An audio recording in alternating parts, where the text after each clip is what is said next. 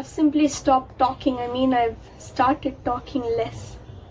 You won't hear my whispers in quiet rooms or my laughter booming in crowds anymore. I can't find it myself. I think I've lost my voice. But on days when I finally feel like talking, I realize I do not have a friend to talk to. I haven't made any, and maybe that is the reason I seem to hate college. Not that I've loved it before. Smile is a makeup I wear to cover my anxiety because I cannot let my face give away the chaos inside me. The only thing I do is to think.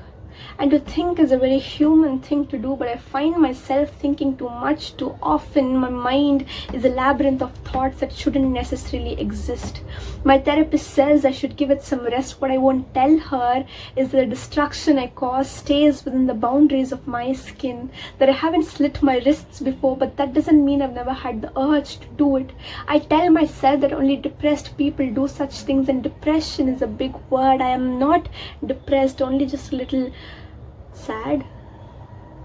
I haven't felt like myself lately. I feel like a stranger in my own skin. I wonder if that is how snakes feel, but that does not make me a snake, right? It sure does make me a stranger. Breathe.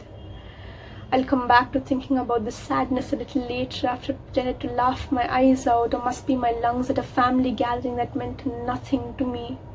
Breathe before I jump off that 16-story building after I said I need some fresh air.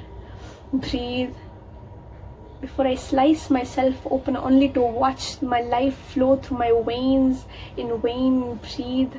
My mind is in endless trauma, a condition I cannot label as depression. I cannot call it something it isn't, or maybe I don't want to. Breathe. I want to scream, but I think I already am on the inside of my head.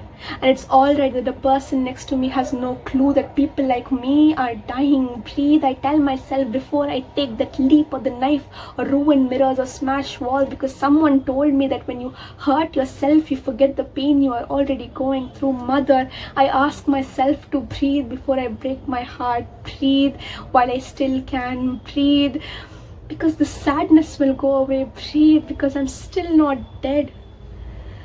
Someone told me you fail as a poet when you're writing about yourself. This is not a suicide poem, not yet.